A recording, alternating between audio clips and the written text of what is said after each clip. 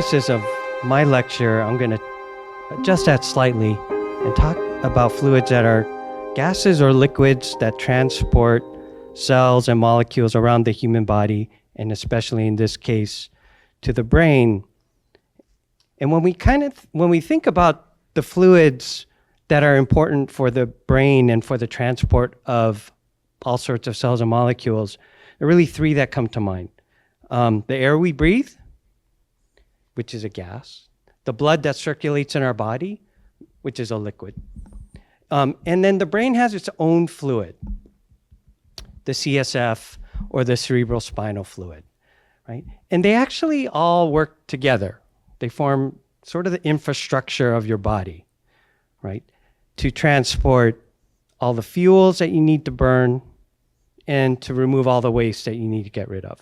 Some of the waste that Dr. Laspada talked about. Okay?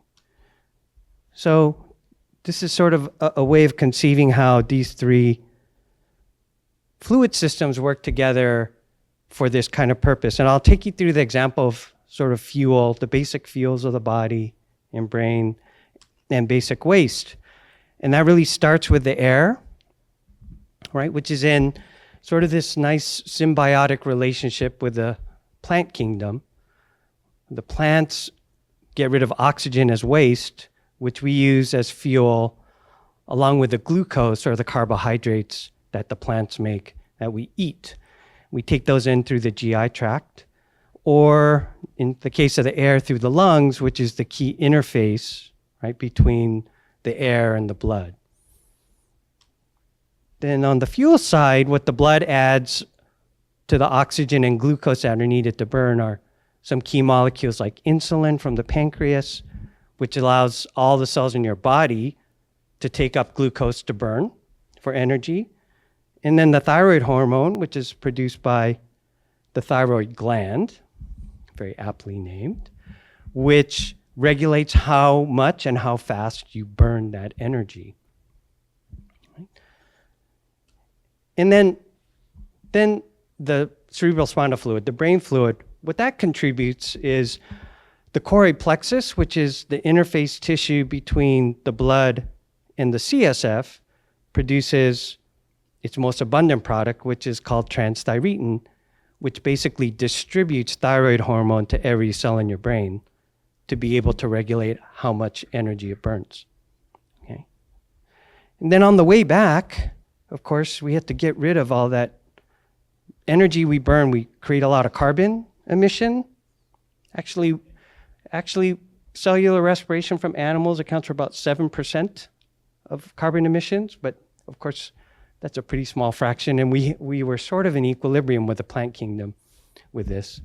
Of course, things have changed. But the idea is we, through the blood mainly, the CO2 comes back to the lungs, and then we respire CO2 back, and the plants can use that to fix carbon and use that as their fuel and energy. So what the CSF does in terms of removing waste are things that Dr. Laspada talked about, the glymphatic system, and the CSF as a whole, this water in the brain, which removes waste products like amyloid beta, the molecule that's associated with Alzheimer's disease, and a whole host of other waste products that are produced because we burn fuel and we're trying to build and maintain the brain. Right? Those get transported to the blood, and then the blood has different ways of getting rid of this waste. Right? So there's A beta and other types of insoluble waste. A lot of that gets taken care of by the liver. And then the more water-soluble waste is taken care of by the kidney and ends up with the last fluid in this infrastructure, which is the urine, which also regulates your body water, right? So this whole infrastructure network, transportation network, basically of fluids. So if we just look at the brain fluid, what does the brain fluid do for the brain? And I summarize that as fuel, clean, cushion, float, and cool. So a lot of things that fluids do, all fluids do, but some special things that the CSF does for our brain, right? But first, a fun fact about the CSF. So your CSF, your choroid plexus, makes about 500 mils of CSF every day. So it's about 2 cups. So 500 mils. So your choric plexus makes about that much CSF every day, which is quite a lot of fluid. It's actually about 3 or 4 times the volume of CSF that you turn over every day. So every 6 to 8 hours, you have actually brand new CSF in your brain, right? So it's quite a lot of fluid. And of course, I covered a couple of ways that the CSF fuels and cleans by allowing thyroid hormone to get distributed to the brain, by removing all of this waste just from the flow of CSF. In addition, the CSF is really important for cushioning the brain, because the brain is kind of soft. Yeah, I brought a model of the brain too here, just in case anybody. Oh, it fell apart. Thankfully, it's yeah, and that's what's a one-handed trying to grab a brain with a microphone in your hand. Okay, anyway. At any rate, no, that's okay, right? I appreciate that. So, the brain's kind of soft, and you can't really change the volume of the brain, and it's inside this kind of hard skull, right? Which is important to protect it. But at the same time, you can't stand a lot of changes in the pressure inside, otherwise your brain will blow up, right? So the CSF and the blood have to work together to help control the volume, and the cushioning of the CSF is super important for that, right? And then literally your brain floats in the CSF. So it reduces the effective weight of this brain, which I could show you roughly how big it is in my hand. It's about 1,500 grams normally, but its effective weight, because of the buoyancy, is about 50 grams. So it reduces the effective weight of the brain about 30-fold, which helps the brain a lot in terms of making it easier for the brain to do its work. And then the last point, which is the part I'm going to dive into a little bit deeper, is the cooling part of the CSF. Okay? And the importance of the CSF and actually all the other fluids I talked about in cooling the brain. And we'll dive into that a little bit more. Okay, so there's this infrastructure of fluid. The CSF does a lot of things for the brain on its own. Why is it that the brain actually even has its own fluid system? There's not any other organ in our body that has its own circulatory system quite like the CSF. So why is that? And that has to do with the fact, and Al referred to this, the human brain is a very special organ, but it's also a very needy organ for the same reason. And part of the reason is the CSF is mostly water, and there's some very special superpowers that water have, right? And so first off, I think it's important to remember how important water is to just life as we know it on Earth. You may all recall that life originated on Earth in water before emerging on land and air. And in fact, it's so hard to imagine life without water that everywhere that NASA and JPL are looking for life is where there used to be liquid water, right? So this is Jezero Crater on Mars, where the Perseverance rover is right now, taking samples. You all might remember too that each of us really started in an ocean, right? In the amniotic fluid in our mother's womb. And then even after birth, we're mostly water, right? So 70% of us is water. Over 2/3 of us is water, right? So there's obviously something really special about water.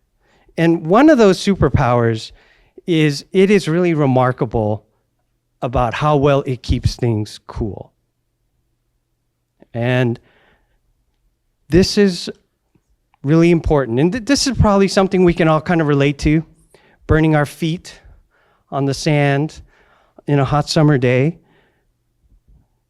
we probably didn't spend too much time thinking about, well, why is it that the sand, which is a solid, gets so hot? And why is it that the ocean stays so cool? Part of it is it's a fluid, so it can mix, so it can dissipate heat, right? But the other thing is that water is the best fluid you can imagine for absorbing heat. It has the highest heat capacity of any natural liquid.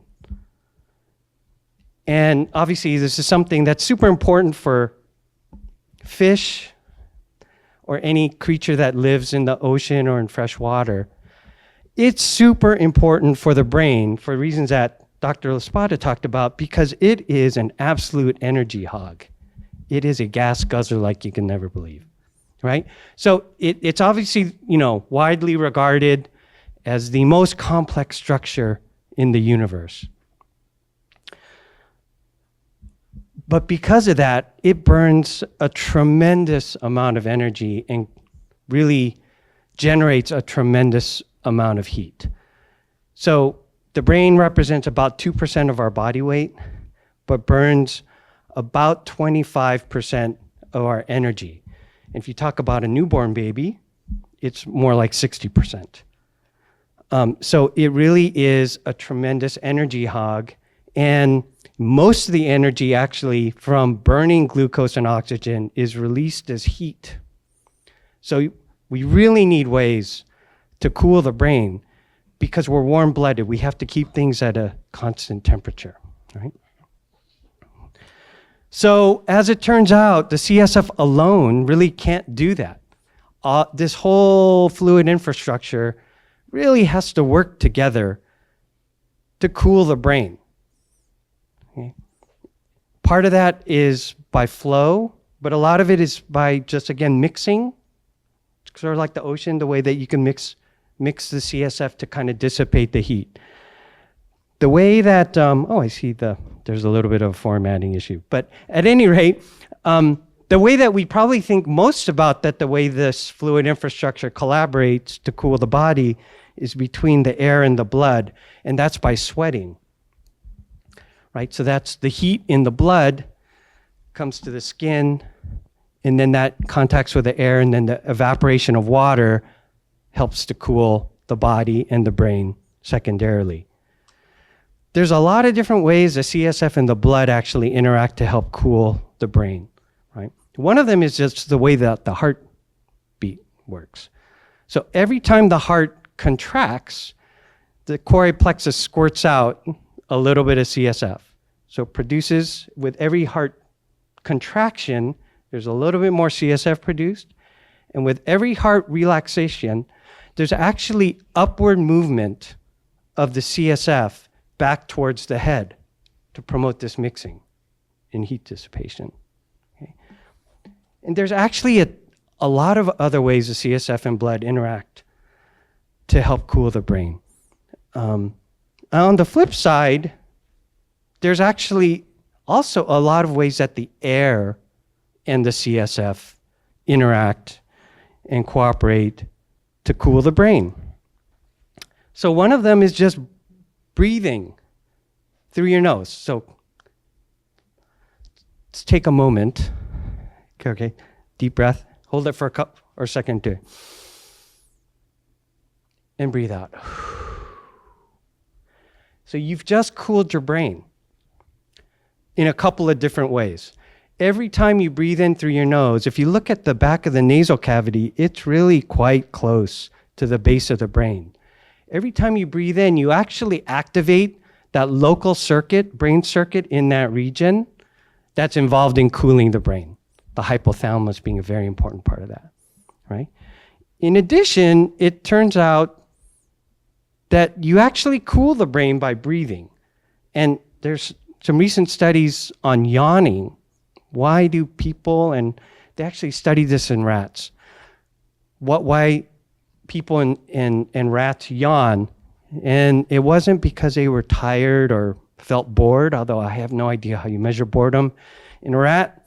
But what they could detect was that the temperature in your brain goes up a little bit before you yawn, and after you yawn, your brain temperature goes down. And so the current thought now is that we yawn as a cooling mechanism for the brain, okay? Then the other way that the air and the CSF interact to cool your brain is just this process of deep breathing and breathing. So you can do it with me one more time. Really, take a deep breath. Ready? So every time you inhale and your diaphragm lowers, creates that negative pressure in your chest so your lungs can expand, there's also this really quite massive upward movement of CSF back towards your head. Kind of a much larger magnitude than the cardiac effect, the heart effect, the breathing effect. So there is this constant mixing of your CSF up and down every time you breathe, which is the way that sort of your breathing, the air, and CSF collaborate to keep your brain cool. Okay, so this infrastructure, water is really special. There's a lot of things that are involved in cooling. The bummer is, as we age, it's like a state of drought for the body and brain. And you know, if you kind of look at some of the data from the National Council of Aging, so younger people, the body with water content's about 70%. In older adults, it's often in the range of 50 to 55%. And if you look at this table from the National Council of Aging, that means normal aging is a state of severe dehydration. About 40% of older adults are considered to be chronically dehydrated. There's a lot of reasons for that. One of them is a diminished sensation, for thirst sensation, diminished appetite. Many have to take medications that tend to dehydrate the body. Another aspect is this idea that with aging, you produce less CSF. And so if you produce less CSF, you're going to get less of all those good things that it does. Less of the fueling, less of the cleaning, less of the cooling of the brain as you age. And obviously those things will have negative impacts on the brain and some of these symptoms that are listed here. So now one of the things my lab's studying is thinking about this aging effect from the perspective of the choroid plexus, this tissue that makes the CSF. And one of the things that we're finding, both by studying human tissues as well as developing stem cell models, is that there are a lot of signs of very early sort of accelerated aging in the choroid plexus. So this is a picture of a microscopic image of the choroid plexus from a 55-year-old man. And you can see in blue are the cells of the choroid plexus, and in green are these age-related aggregates. Similar to the aggregates that Dr. Laspada talked about, these protein aggregates in these different neurodegenerative diseases. This one's still a mystery. We don't know what the protein is, but we're working on that. This is one of many aging-related effects that increases really dramatically in midlife, particularly between 40 and 60. And then if you look at this along with where the water channel is, which is responsible for producing the CSF, you can see there's really a dramatic reduction of the water channel and the ability of the choroid plexus to produce water where they have these aggregates. So obviously one of the things we're trying to work out is how these early accelerated aging-related changes contribute to the loss of brain fluid. And ultimately, if we can slow that down or reverse that, we can maintain a more youthful fluid state for our brain as we get older. So that's going to take a while.